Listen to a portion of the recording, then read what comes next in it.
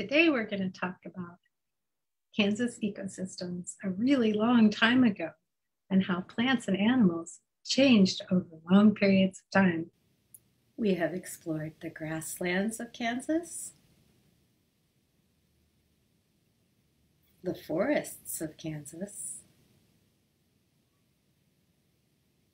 and the rivers, streams, and lakes of Kansas over the last few months. Today, we're going to explore how Kansas ecosystems have changed over long periods of time. Another way of saying that is, we are going to see how Kansas ecosystems have changed over geologic time. Over millions of years, our continents formed and the land changed. Kansas, 80 million years ago. Did you know that 80 million years ago, Kansas was part of an inland sea? Paleontologists refer to this sea as the Western Interior Seaway, and they call this time period, 80 million years ago, the Late Cretaceous period. What kinds of animals do you think might live in this sea?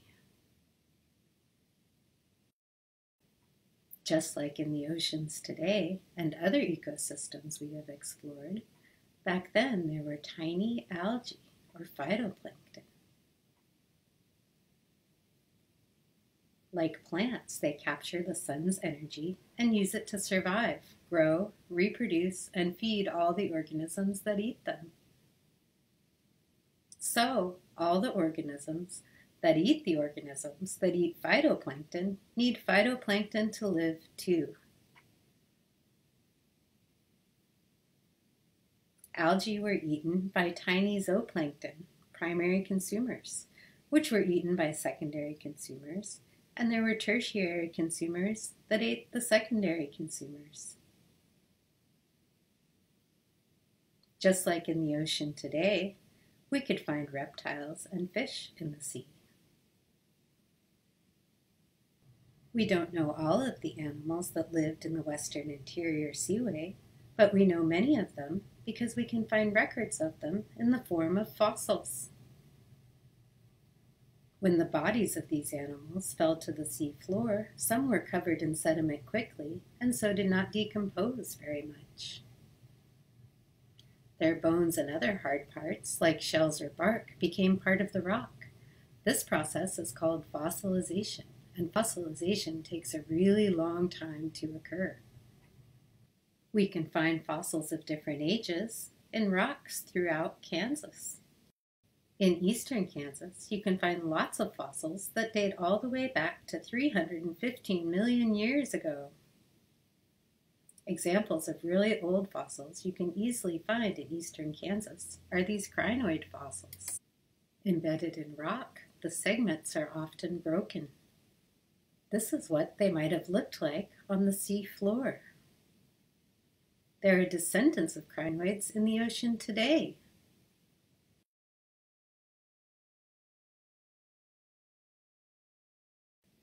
We can see fossils of many of those organisms at the University of Kansas Natural History Museum. Producers, algae and plankton.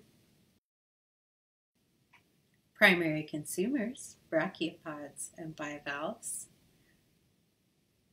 Secondary consumers, Tusoteuthis, mosasaur.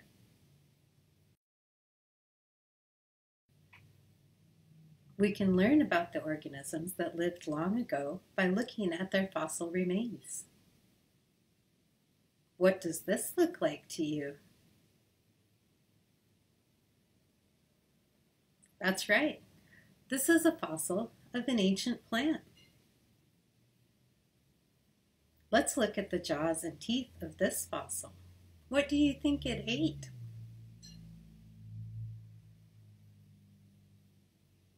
Look at those sharp teeth. The mosasaur was an aquatic reptile, not a dinosaur, and ate other animals in the ocean, including fish and ammonites. What about this one?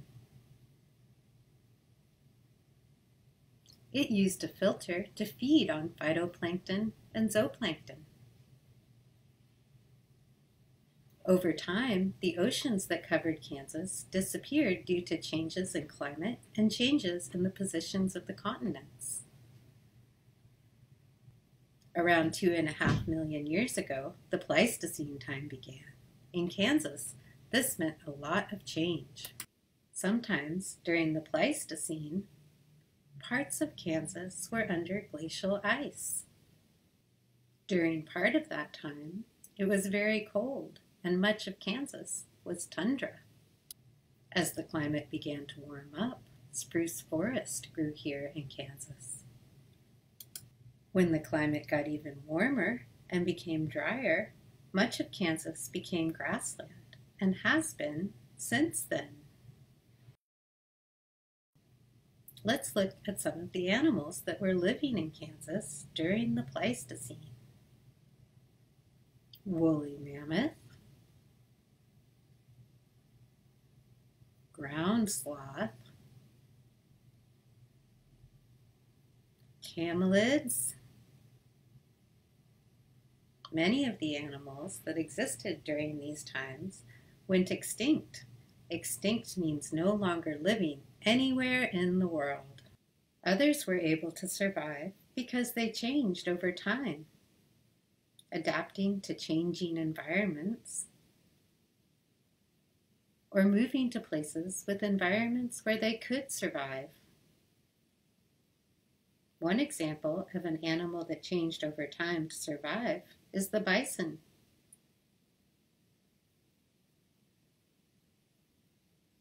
Do you recognize this animal? It is the forest-dwelling ancestor of this animal, which is the ancestor of this animal. As the forest changed to grassland, horses' ancestors needed to be faster to run from predators instead of hiding in the trees.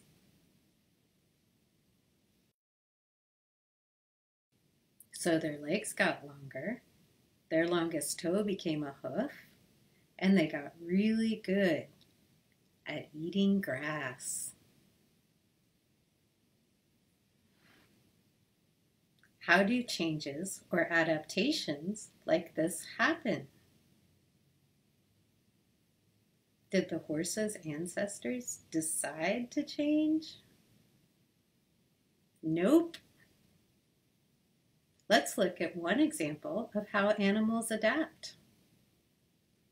Imagine there is a group of lizards that look like this. Some individual lizards have brown coloring and some have green coloring. They live in this environment. Here comes a predator. Hide!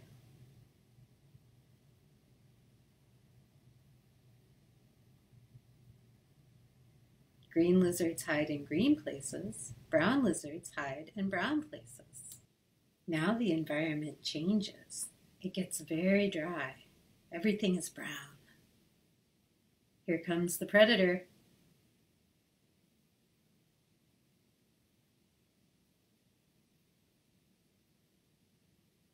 The green lizards are easy to see and catch. They get eaten and do not have a chance to have many babies. Most of the babies in the next generation are brown.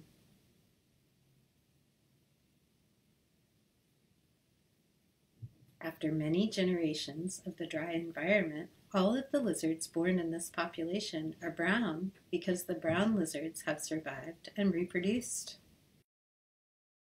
This is how adaptation happens, through selection over time. What if the original population was all green? Then the lizards might go extinct in the new environment. So, what did you learn about how Kansas has changed over time? Could this be Kansas? Yes, 80 million years ago, Kansas looked something like this. When do you think this fossil animal lived? This fossil is from when an ocean covered Kansas. Did the horse's ancient ancestors look like this? Nope, they looked like this.